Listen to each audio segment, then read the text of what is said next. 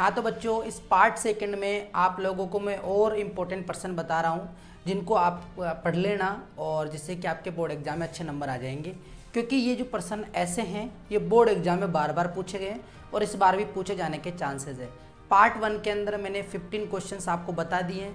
अगर आपने वो नहीं देखे हैं तो पहले उनको देख लेना। अब इसके बाद में हम नेक्स्ट 15 क्वेश्चन डिस्कस कर रहे हैं जो बोर्ड एग्जाम में बार बार पूछे गए हैं। देखिए क्या है, एक प्रश्न है 16 नंबर का यानी 16वें नंबर का जो प्रश्न है वो है प्रजनन क्या है, नर तथा मादा जनन तंत्र का सचित्र वर्णन कीजिए। यानी आपको इसका सचित्र वर्णन करना है और प्रजनन क्या है इसके बारे में बताना है। लॉन्ग क्वेश्चन है, इसी में से आपको छोटे क्वेश्चन भी पूछे जा सकते हैं। केवल आपसे नर जनन तंत्र का चित्र बनाने के लिए बोल दे या फिर मादा जनन तंत्र का चित्र बनाने के लिए बोल दे, ऐसा प्रश्न भी यहाँ से बन सकता है।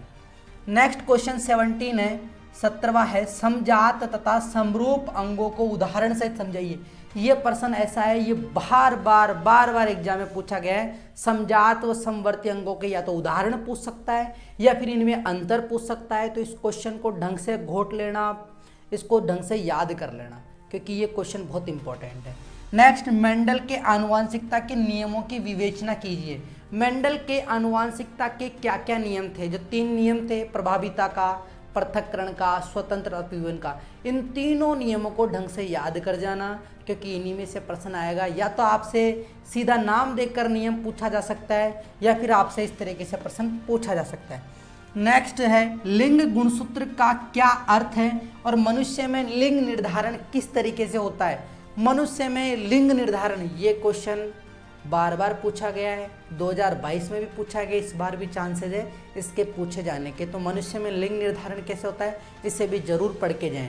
नेक्स्ट क्वेश्चन है निकट तथा दूरदृष्टि दोष से आप क्या समझते हैं, किरण आरेख द्वारा समझाइए। निकट दृष्टि दोष और दूरदृष्टि दोष, इसमें कौन सा लेंस लगता है, इसका किरण आरेख कैसे बनाया जाता है और इनके निवारण के लिए कौन से लेंस का उपयोग किया जाता है, ये सभी आपको याद होना चाहिए। निवारण के रूप में जो लेंस है वो 1 नंबर में आपसे पूछा जा सकता है तो वो भी आपको पढ़ के जाना है। नेक्स्ट क्वेश्चन है 21वां, मानव नेत्र क्या, मानव नेत्र के प्रमुख भागों का वर्णन करना है और उसका किरण आरेख भी बनाना है। केवल आपसे मानव नेत्र का नामांकित चित्र भी पूछा जा सकता है। मानव नेत्र का नामांकित चित्र बनाना आपको अच्छे से आना चाहिए। बाकी भागों का वर्णन तो आप नाम लिख के उसके बारे में थोड़ा बहुत लिख सकते हैं, तो आपको मानव नेत्र का नामांकित चित्र आना चाहिए। 22वां क्वेश्चन है ओम का नियम क्या है। ओम का नियम क्या है, इसके सत्यापन के लिए आवश्यक प्रयोग का वर्णन कीजिए। यानी ओम का नियम, ये मान लेना ओम के नियम से आपसे मात्रक पूछा जा सकता है, प्रतिरोध का या प्रतिरोधकता का, ये भी आपको याद करना है। सूत्र पूछे जा सकते हैं, प्रतिरोधों का संयोजन, श्रेणी क्रम संयोजन में तुल्य प्रतिरोध का क्या सूत्र आता है, ऐसे क्वेश्चन। और ऐसा ये प्रश्न ओम का नियम, इसमें ग्राफ आपसे पूछा जा सकता है। 1 नंबर में ऑब्जेक्टिव टाइप के क्वेश्चन भी आएंगे, उसमें आपसे यहाँ पर ऑब्जेक्टिव टाइप में V और I में संबंध पूछा जा सकता है, ग्राफ पूछा जा सकता है। तो इसको ओम के नियम को तो बहुत अच्छी तरीके से पढ़ लेना। ये एक टॉपिक जो है बोर्ड एग्जाम का फेवरेट टॉपिक है, यहाँ से प्रश्न बनता है तो बनता है ही। ठीक है, संयोजन के बारे में मैंने आपको बता दिया।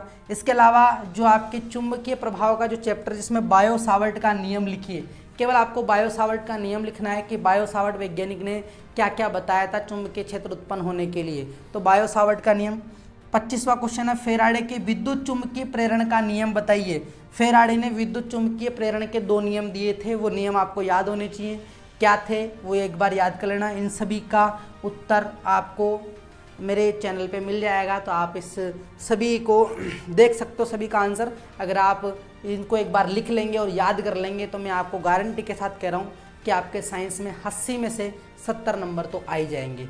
तो आप मेरी जो प्लेलिस्ट डाली हुई है उस प्लेलिस्ट को ज़रूर देख लेना क्योंकि उसमें मैंने इंपॉर्टेंट क्वेश्चनों को ही पढ़ाया है, बाकी फालतू की चीज़ें नहीं पढ़ाई है। फ्लेमिंग का नियम आप यहाँ से पढ़ के जाना। फ्लेमिंग का नियम, विद्युत मोटर और विद्युत जनित्र का आपको नामांकित चित्र आना ही चाहिए।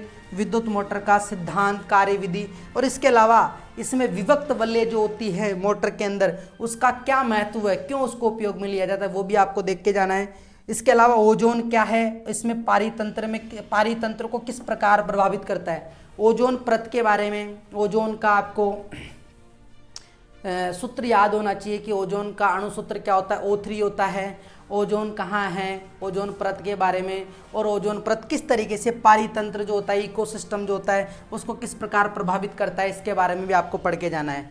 नेक्स्ट क्वेश्चन ये भी बहुत इंपॉर्टेंट है, अमीबा में पोषण विधि को समझाइए। अमीबा जो एक कोशिकीय जीव होता है, उस एक कोशिकीय जीव के द्वारा पोषण कैसे लिया जाता है उसकी पूरी कार्यविधि को आपको समझाना है कि चित्र बना के। नेक्स्ट है गोलीय दर्पणों के लिए आपको कार्तीय चिन्ह परिपाटी को आरेख द्वारा समझाना है। गोलीय दर्पणों के लिए कार्तीय चिन्ह परिपाटी को इस तरीके से मैंने आपको 2 पार्ट के अंदर छोटे छोटे वीडियो में आपको 30 क्वेश्चन इंपॉर्टेंस बता दिए। इन 30 क्वेश्चनों का सॉल्यूशन भी आप लोगों को मेरे इस चैनल पे मिल जाएगा। अगर आपने इस चैनल को सब्सक्राइब नहीं किया है तो इसे सब्सक्राइब कर लेना और अपने दोस्तों के साथ शेयर करना और आने वाले वीडियो ज़रूर देखना। मिलते हैं नेक्स्ट वीडियो में, तब तक के लिए जय हिंद।